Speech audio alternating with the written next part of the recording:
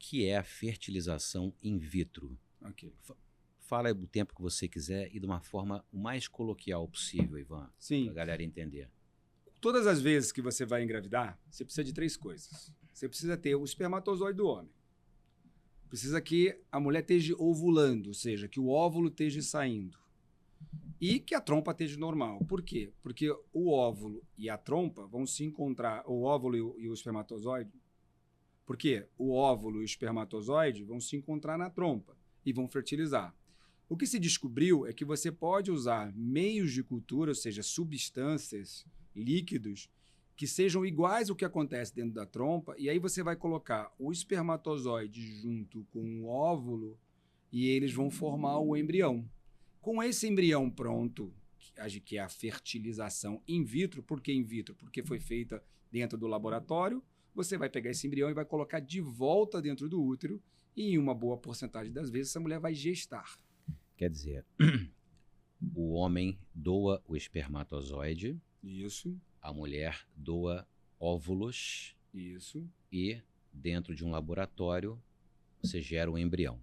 isso. É isso. O tá? bebezinho. E aí a gente bota esse bebezinho de volta dentro do útero, e se ele for um bebê normal, ela vai ter gravidez. Perfeito. É óbvio que mais para frente eu vou te perguntar outras coisinhas, aprofundando mais nesse assunto. Questões de quem quer ter gêmeos, quem quer escolher qual é o bebê que vai ter com DNA tal, enfim, a gente vai falando aí. Mas maravilha, então na tua clínica, na tua experiência e expertise atual, é basicamente o que você faz, né? Basicamente hoje o que a gente faz é congelamento de óvulos e fertilização in vitro. Perfeito. As mulheres, de uns tempos para cá, se me corrija se eu estiver errado, de 15 anos para cá, parece que aumentaram a sua frequência de congelamento de óvulos, tá? E você atribui isso, por exemplo, ao quê? Incluindo uma segunda pergunta. Está havendo, nos últimos anos, uma falta de fertilidade masculina no mercado ou não? No mercado foi boa, né? Na sociedade, eu quis dizer. Olha, bom, a primeira coisa que a gente precisa... Vamos começar pela parte da fertilidade masculina. Em 1970, se os homens faziam um espermograma, você tinha uma média de concentração de quantidade de espermatozoides, quantos espermatozoides sairia na hora que ele ejacula, de 100 milhões, 101 milhões. Agora, em 2020, a expectativa é de 51 milhões. Isso não é infertilidade, porque acima de 15 milhões está tudo bem, tá certo? Mas existe uma queda nesse período. Por que tem essa queda da fertilidade durante esse período? Bom, primeiro, pode estar relacionado com o tipo de exame que você faz. Você tinha um tipo de espermograma que você fazia na década de 70 com 2020, mas mesmo assim não justificaria toda essa queda. O que você tem? Você tem aumento da obesidade.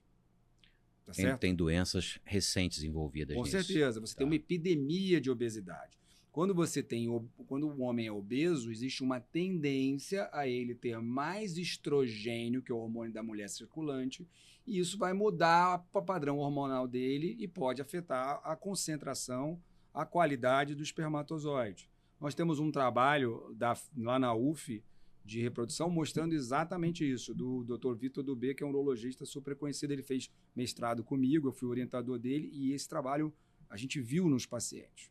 Segunda coisa que acontece é a presença dos chamados disruptores hormonais. O que é esse nome tão falado e tal? É simplesmente uma substância que vai se ligar aos receptores de hormônio, ou seja, quando você toma um hormônio, aquele hormônio funciona porque ele vai para uma célula... Você está falando do gênero masculino. Masculino. Isso também funciona no feminino, mas eu vou começar pelo masculino. Isso, para ficar didático. Disruptores hormonais. O que são isso?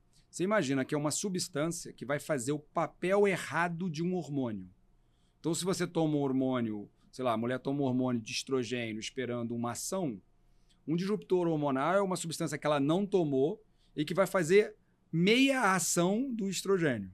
Vamos botar assim. Estou falando do estrogênio, mas pode ser de qualquer coisa. E no homem, dá um exemplo. No homem, eu vou dar um exemplo. Na década de 70, para vocês terem uma ideia, uma vaca, tá certo? Ela fazia da seguinte maneira. o produtor botava ela prenha, tinha o bezerro, começava a amamentação, ela dava o leite, quando desmamava, ele fazia ela gestar novamente e, quando nascia, dava o leite de novo. Aí eles descobriram que durante a amamentação você poderia inseminar a vaca para ela gestar durante o período de lactação, né, de dar leite, né? E com isso, quando nascesse o próximo bezerro, seguia saindo leite. Então, no sentido que você tinha uma produção muito maior. Qual é o problema? Durante o período que ela está prenha, ela vai produzir mais estrogênio que vai sair no leite. Tá certo? Hoje em dia, a gente não tem certeza de como está isso, mas durante algumas décadas atrás isso já funcionava. A gente não sabe hoje como está isso. Mas isso é um exemplo de disruptor hormonal. Outro exemplo de disruptor hormonal, falatos. Os falatos estão, por exemplo, no protetor solar. O que são falatos? Falatos são substâncias químicas presentes em uma série de áreas, em especial nos cosméticos, que vão se ligar dentro dos receptores e ter a função errada dos hormônios. Bifosfonal A, que estava no plástico, que estava nas embalagens. Por exemplo, você vai numa embalagem, você vai numa fast food, você tem aquela embalagem que você abre a comida, ok? E esses BPAs são disruptores hormonais. Então, essas situações todas têm levado a tanto uma redução da fertilidade masculina de concentração. Isso Perfeito. É uma epidemia.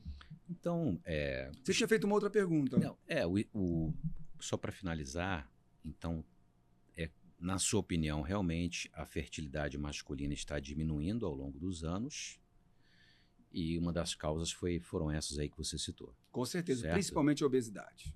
Obesidade.